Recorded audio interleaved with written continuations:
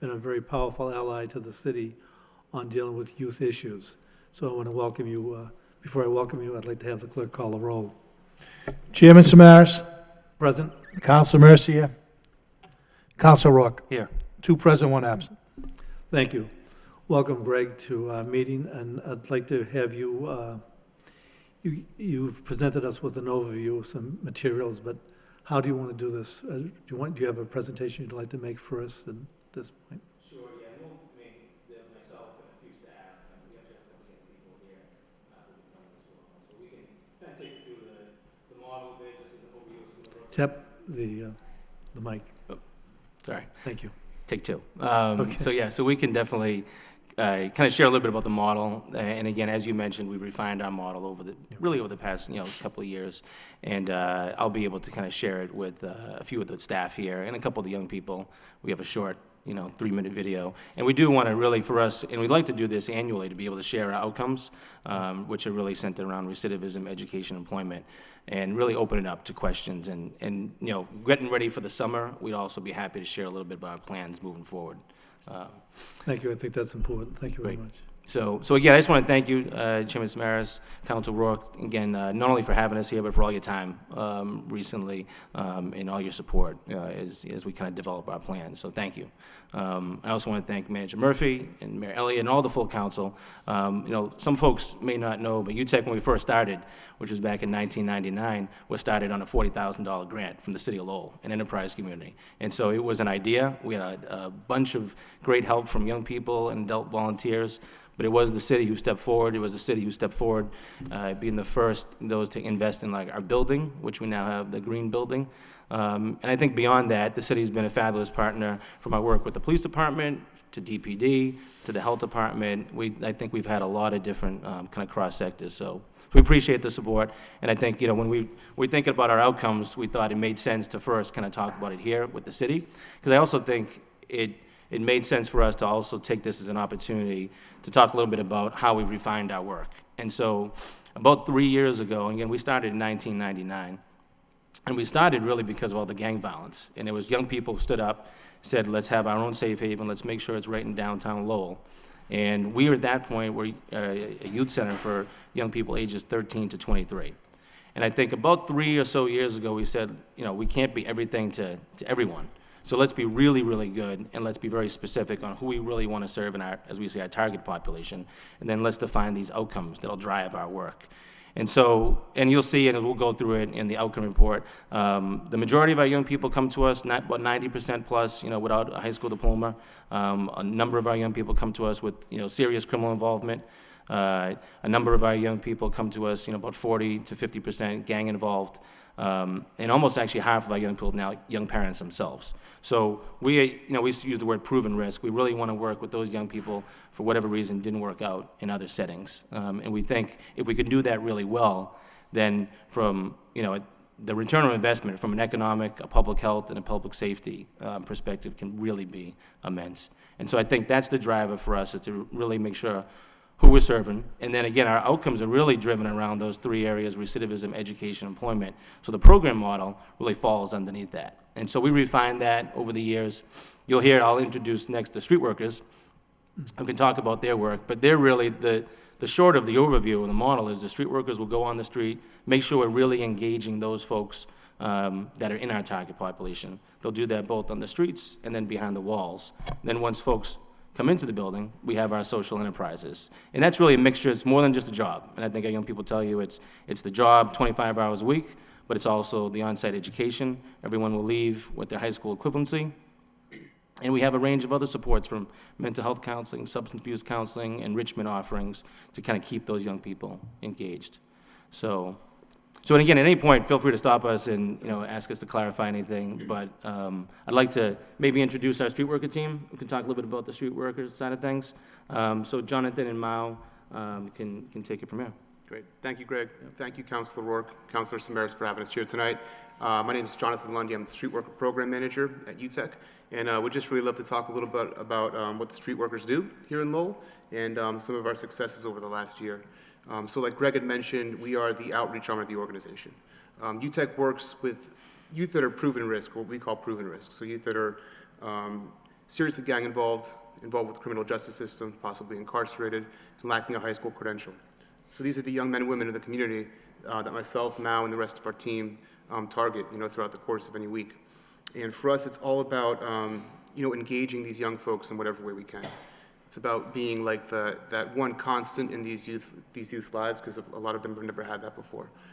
It's about being there for them no matter what the case, right? So you get a call at 3 o'clock in the morning, someone gets kicked out of their house, they call Mao, he's gonna be there for them, You get a call because somebody got locked up over the weekend, you're gonna be in court for them that day.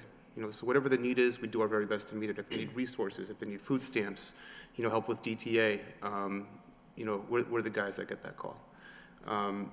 Really for us, the main focus throughout the course of the year is program referrals, so referring these young men and women to the UTEC program, and also peacemaking throughout the city.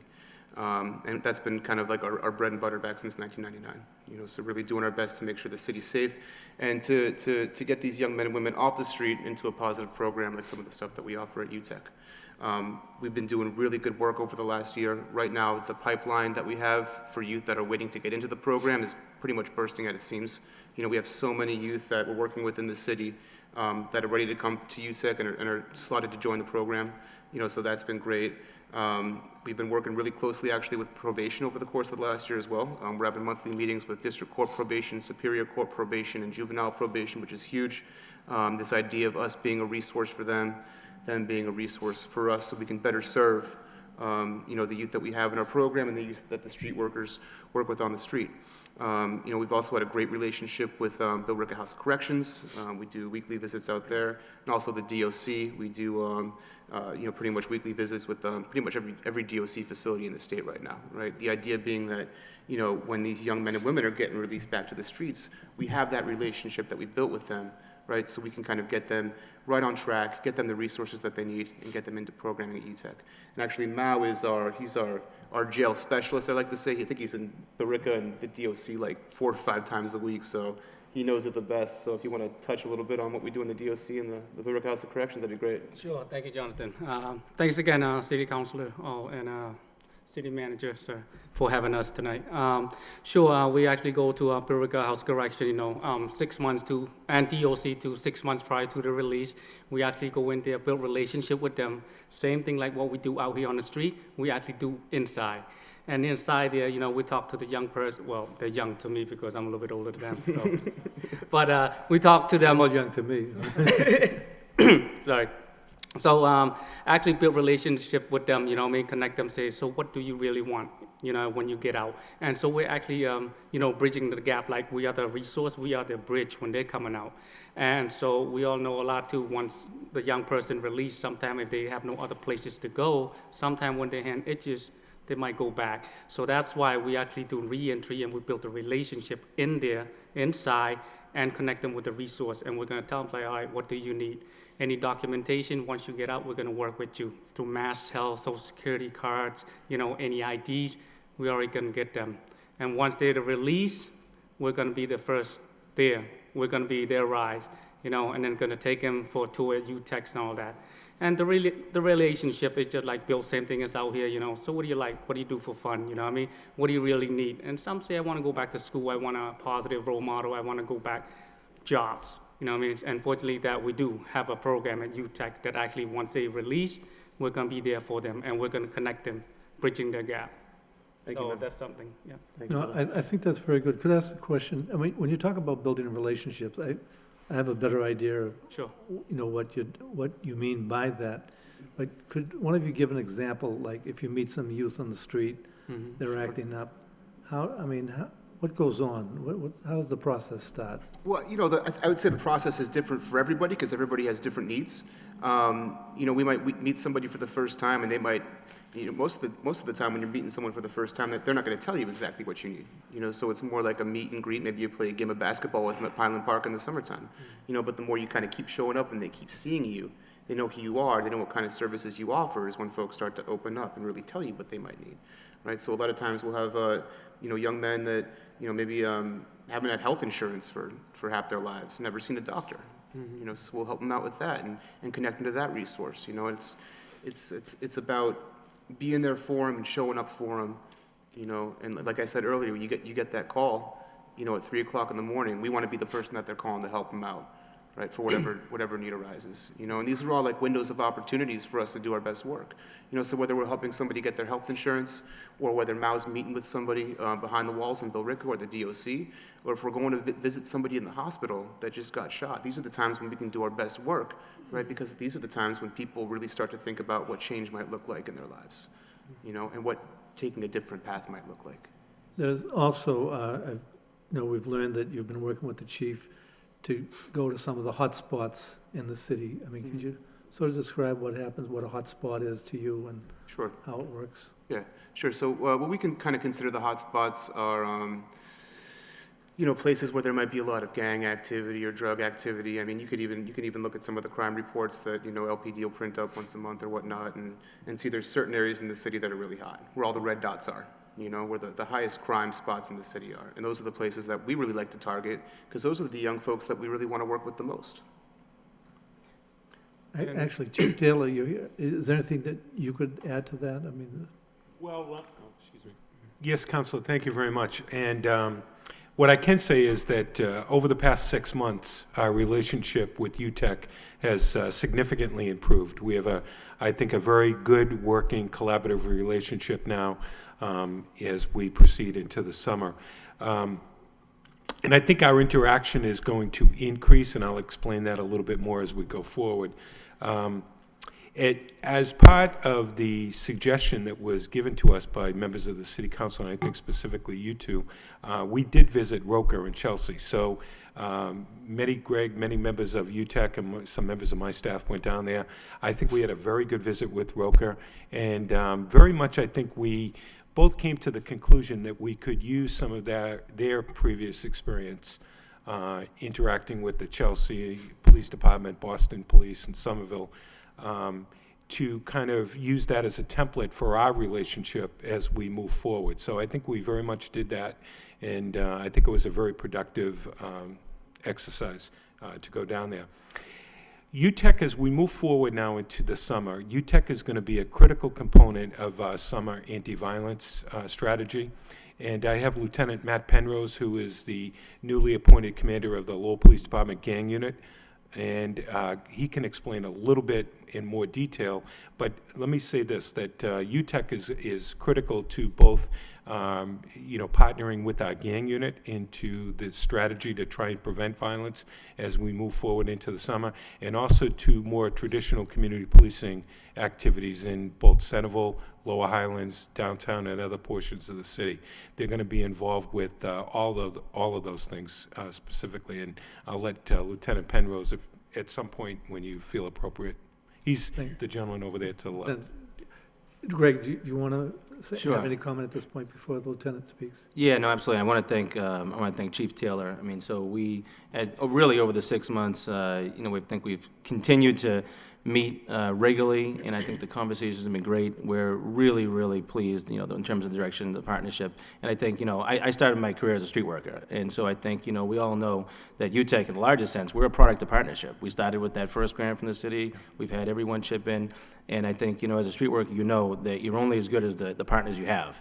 And the police is a solid primary partner for us in our work, and we look forward, and we know that moving forward, the conversations we had with Chief Taylor and Deputy Ryan, I think with the summer, we're all very much aware of the opportunities to really collaborate, even further with the summer activity that's going on. And so we're really looking forward to making that happen. No, thank you for giving us that information. The other thing, Counselor, I'll just mention is the police department is the financial agent, continues to be a significant financial support for UTEC. Both through the Shannon Community Policing Grant and also through the Safe and Successful Youth Program. We continue to apply for those grants and act as the financial agent, and a significant portion of those funds does go to UTEC, along with a wide variety of other community projects in the city and community organizations. Thank you. Thank you. Councilor Rook. Thank you, Mr. Chairman. Just getting back, I know that the Chief and I and Deputy Ryan had a chance to sit down with Jonathan and Greg last week for lunch, and we were very excited to see what was happening and going on in the future. I know Jonathan has said to you many times, you're very visible in the area, which is a good thing. People that I work with and people who I deal with speak extremely highly of you, in turn UTEC. So those are all good things. And I think coming out of last week, the stronger the partnership between UTEC and the city and the police department, the safer the city is. So hopefully that continues and improves going forward. So thank you, Mr. Chairman. Okay. Before Lieutenant, I'd just like to say that Council Belanger is with us also, Mayor Elliott is with us also. Lieutenant Penrose, could you also add to this, the relationship? I look forward to meeting with the outside agencies, especially UTEC, in the near future, probably within the next couple of weeks, to sit down and discuss the issues, how to get out there, how to reach the youth, how to direct them into the proper channels. Thank you. Greg, one of the things that is interesting, sometimes as organizations get bigger, they remove themselves more from their job, so to speak, or their mission. But you seem to be growing, but bringing the mission has become an integral part of your growth. Could you just expand on that? Sure, yeah. You know what I'm saying? Yeah. I think you've been able to pull off something that's really needed in the city. Support to the youth, but the way I see you're growing with them. Yeah. And the support services are growing with them, so. Yeah, no, I think it's a good question. I mean, I think, we know that there are still a number of needs out there that, we want to serve more young people. So, and even over the past few years, we've had the opportunity to, consider, replicating in other communities and so forth. We're definitively not interested in that. We want to continue to just dig. We feel like the work that we have here is really, really important, and we're just, really connected to the work here in Lowell and want to kind of dig deeper. And so our vision of scale is not going into other communities. Our vision is serving more here in Lowell and getting better outcomes. We just want to, if our recidivism rate is at 15, next year we want it to be at 10%. And I think we have a great team. We have some of the members here today, and I think we've been growing the team to make sure we have, experts in different areas, folks that have been started up their own businesses to help us with the businesses, in addition to the educators and the street workers. So, and if it's okay, I'd actually like to turn it over to one of our guests, Mr. Sean Johnson, who met, so Sean actually, I think, met one of the street workers, kind of his first kind of entry point into UTEC, and so maybe you can talk a little bit about your involvement here at UTEC. All right. My name's Sean Johnston. I've been a member of UTEC now for 8 months, and I started out as someone just hanging downtown that had no motivation to do anything anymore because I felt like I was giving up on, you know what I mean? I had troubles in school, and as a person that was shy, I was kind of afraid to ask for the help, and kind of just went down the gutters. But as I was hanging around downtown, I bumped into Jonathan Lundy, and he pushed me, like literally pushed me every day. He would come up to me and nag me and harass me to go and check it out. So, I told him one day, all right, I'll go check it out if you'll get off my back about it. And honestly, since that day, I've looked forward to going back every single day. Like I started out through community service, and he helped me get into the program because I needed the help, and that's who they are. They don't want to turn anyone away. And as I was going through the program, I got my GED in my first month there. I accomplished the first stage of the program in the first month. The second month, I moved up another one, and so on and so forth. But my second month in there, I found out I had a child too, which put a lot of pressure on me, and I didn't know how to cope with that and my work at the same time. But they have been more than accommodating in any way I've needed help, and I can't be any more grateful for that. That's terrific to hear. I mean, people should know the GED is not a simple test. Am I correct? I mean, You're right. It really is. It's like MCAS, or harder actually to pass. Let me ask you a question, though. I mean, the school department does offer a lot of services and things like that. But why do you think you didn't take advantage? You talked about being shy, and I was aware of a lot of students like that just somehow felt alienated. But what do you think they did that the school system didn't do, or what you'd like to see happen? So, when I was attending Lowell High and the Malloy, it seemed as like they didn't try and get you engaged if you didn't want to be. You know what I mean? Like UTech, if you're sitting on the sidelines, they're gonna come up to you and drag you in the circle to have fun and become part of the family. It's you can't find that anywhere else. So So, I mean, so UTEC served as a family in a sense? yes, UTech is a family. Okay, thank you. Thank you, Sean. You have the video, do you want to show the video? Yeah, and if it's okay, I'm actually gonna, I'll introduce, Ed's our Chief Innovation Officer, which is one of Okay. our newer positions, and Ed's in charge of all the businesses. Most importantly, I should say, was responsible for bringing some food over. So we'll try to end I was going to bring that up. at least 5 minutes early, so, because I know the salad might be difficult to just eat, on the fly. So we have, if nothing else, there's take-home boxes in there. So, so Ed comes to us, with a great deal of experience in the private sector, running marketing for Dunkin' Donuts and Elbow and Pan, and we're thrilled to have him with us. And so again, our model, really, Jonathan and Mao and the street workers engage young people on the street, really make sure we're serving the right ones. And when they come in, and this is something also that's been really new over the past couple of years, was we wanted to make sure we develop our own jobs so that there could be a quick on-ramp for our young people. And so Ed helps make all that happen, so. Yeah, before we start, we will show the video. We were lucky enough to have a graduate student from Duke spend a year with us who did a lot of videos for us, and this is one of the ones he did. I'll give you an idea of what we do in the workforce program. Okay, thank you.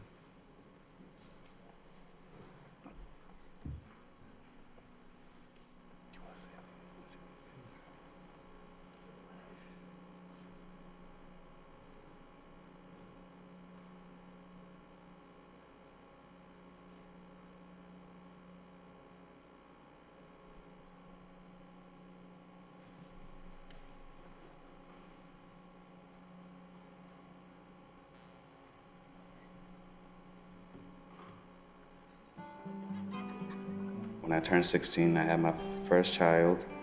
I didn't have no job, no money, no income. When I was young, I didn't know how expensive kids was. I turned into the streets, started hustling. I got arrested for assault undercover. They let me off for probation.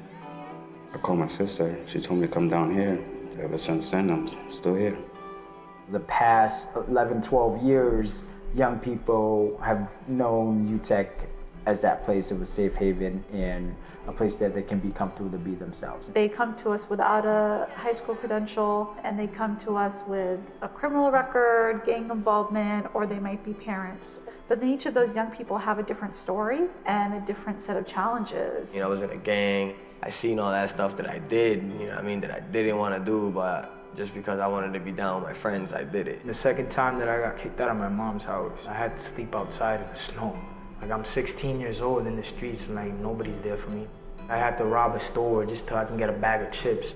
I felt myself spiraling out of control until I just finally said, you know what, I know I'm better than this.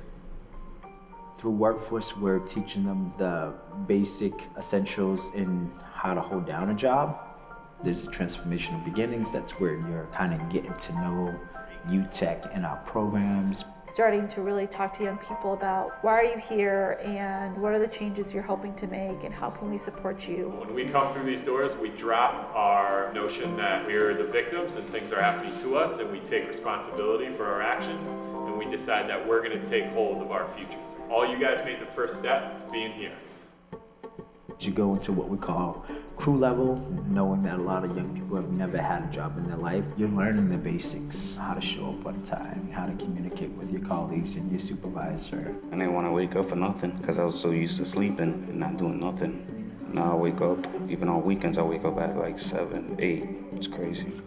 From fencing, to simple work such as painting, even just following instructions and assembling shelves and cabinetry, carpentry workshops, demolition. We are a triple bottom line business. We want it to be high quality, and we want it to have a very strong business plan that's going to have stable revenue generation. The second bottom line is the benefit we're providing to our young people. And then lastly, we want to make sure the focus of the enterprise fills a need in the community. We're providing healthy local food. We're diverting items from the waste stream. We're taking items from the waste stream and turning it into furniture. So there's a social mission in our product. You can easily teach these guys in a week or two how to build a table. You can easily teach them how to hold a knife or use a drill. It's not as simple to turn someone around from what their old habits were.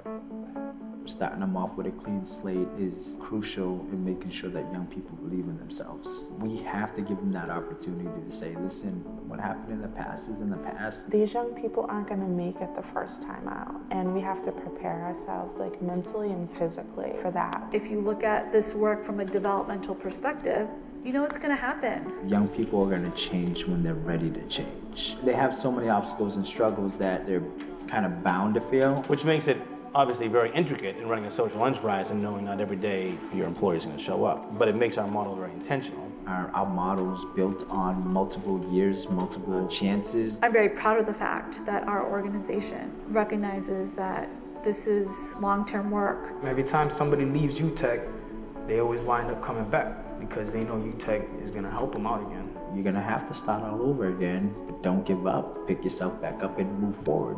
People like Richie, we were literally like hunting this kid down. He was getting into a little bit of trouble and he wouldn't keep any of his appointments. Now I look at him and I think he's gonna be okay. I think he had to go through whatever it was he had to go through.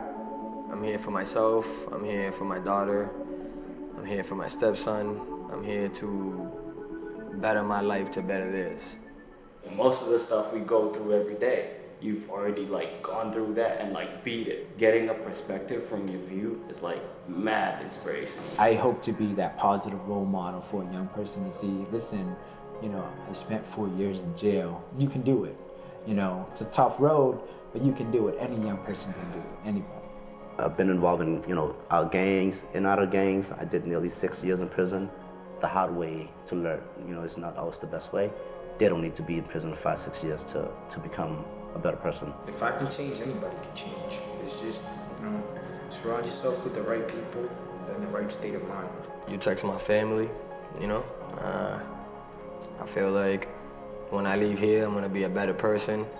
I was shy, didn't want to talk to nobody. Had a mean look every time I came in this building. And now I'm a little outgoing, come here happy, leave happy. I would like to present the Youth Empowerment Award to Mr. Dominic I would like to think of ourselves as possibly the last place where a young person feels failed, a place where young people think, I tried A, I tried B, I tried C, and UTEC is a place where I can try and succeed.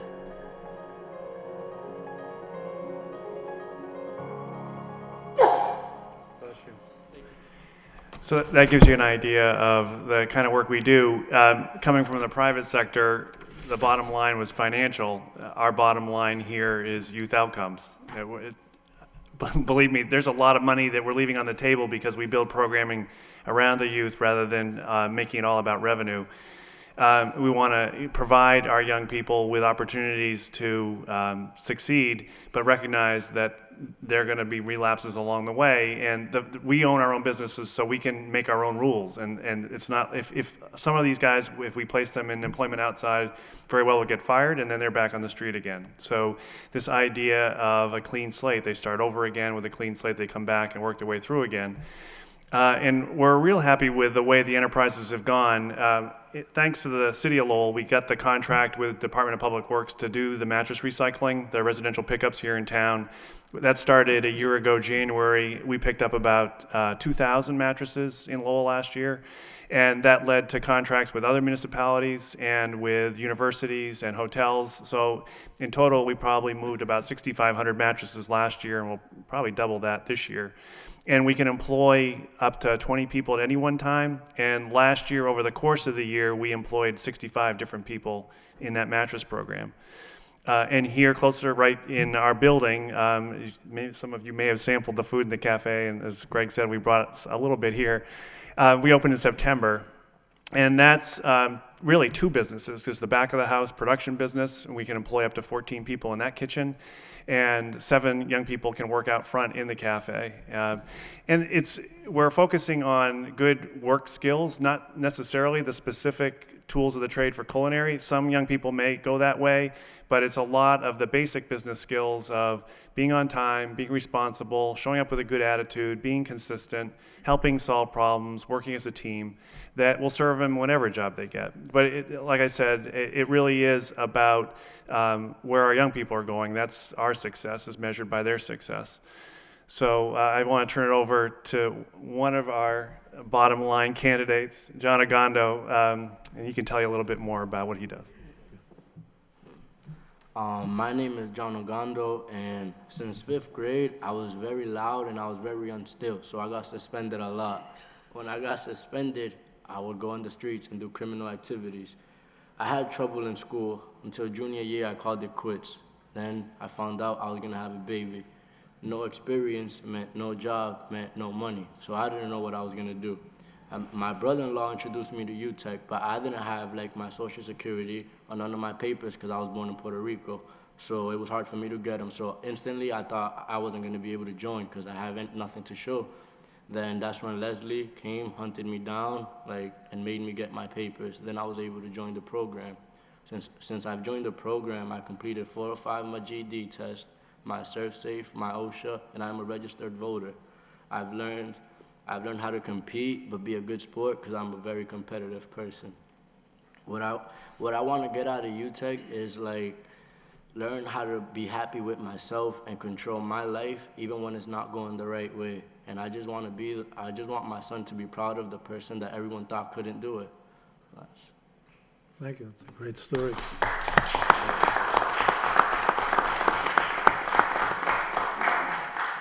Doesn't get better than that. Councilor Milanazzo has also joined us, but does the mayor, does anybody have any questions? Councilor Belanger? Thank you, Mr. Chairman. No questions.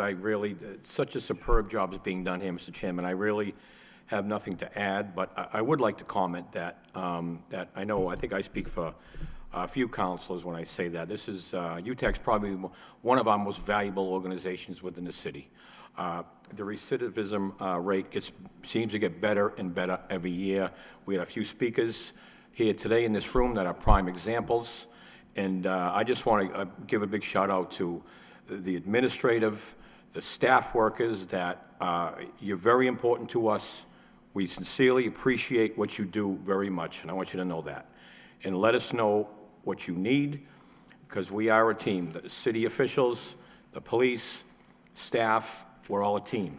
And you let us know what you need, and please keep up the good work, because we need you very much. Thank you very much.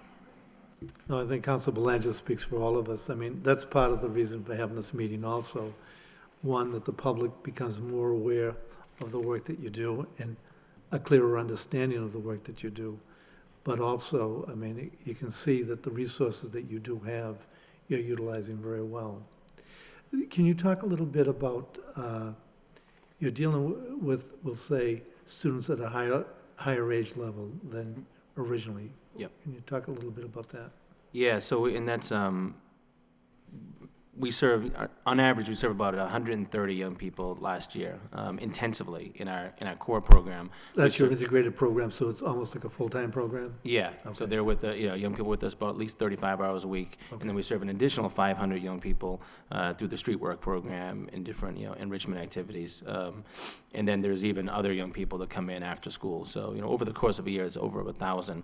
In terms of the young people that we serve intensively, the average age now, I think, is 20 and a half.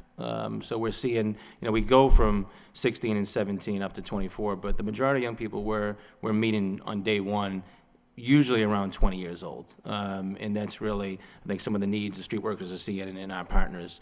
So that's our average. And again, we'll make a long-term commitment. So I think that's also one of the changes we've made is, the moment you come into our program after the street workers first engage, then the street workers will hand off to what we call our transitional coaches, which are our case managers. So they'll stick with, they'll stick with Sean, they'll stick with John, no matter what, whether they have to take a break from the program or from the workforce, but that transitional coach will stick with them no matter what.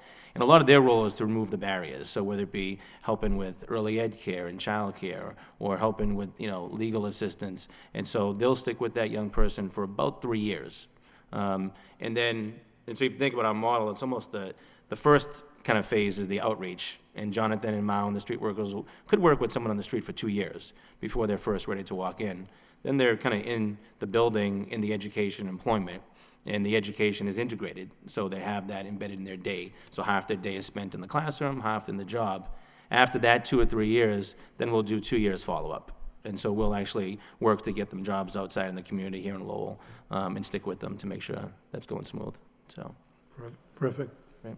If it's okay, I was actually, and so I'd like to introduce Zanab Cockley, who's our Chief Program Officer. So she knows she was actually our first evaluation and learning director. So I joke, when we first started, we started with a budget of $40,000. Our budget is now $4 million.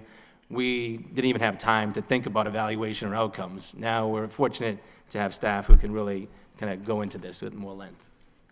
You speak right at the podium. Yeah, actually. I can do that. There you go. Thank you. Good evening. Thank you for having us. So it's my understanding that in your packet you have our outcomes snapshot. So I just wanted to speak more specifically about that, if that's okay. And Councilor Samaras, you had mentioned earlier that as we grow, we dig deeper into our mission. And part of that is really looking at how well we're doing with our young people and by our young people on 3 specific outcomes: recidivism, employability, and educational attainment. So we have a team. Part of my job is to work very closely with our program staff as well as our evaluation staff. So we have a team of data experts who help us keep track of what we're doing. So if you look at the one-page snapshot, you can really see an overview of 2014. And as Greg had said, we served intensively 130 young people. 100% of our young people come to us with a barrier that has interrupted their pathway to educational and employment success.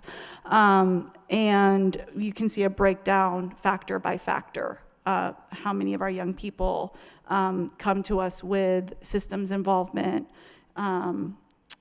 with felony, a criminal history, gang involvement, et cetera. So as you can see, our recidivism rate, which you had mentioned earlier, is we're happy with it, but as Greg said, we're never really happy and always want to do better. About DYS, DOC, county facilities, they measure their own recidivism rates. The 1 year, and they're actually experts in the room who might be able to speak to this, the 1 year recidivism rate hovers around 1/4. For some of these institutions, the 3 year recidivism rate is between 30 and 40%. And finally, the 6 year recidivism rate is 74% of young people and young men and women will return to correctional facilities. Our rate, our arrest rate is about 16%, which includes young folks who have been released within 1 to 3 years, and convictions are around 2%. So we're, relatively happy with that, and we do really believe that UTEC is a positive force in helping young people stay away from further systems involvement. About 1/2 of our young people obtained external employment last year. And 98% of our young people, a total of 98%, were engaged in employment, whether it was externally or internally at UTEC. And finally, over 1/3 of our young people attained their GED and their HiSET, who were enrolled in that programming. So I don't know if you have any further questions. Right now, our outcomes in 2015 are looking pretty good.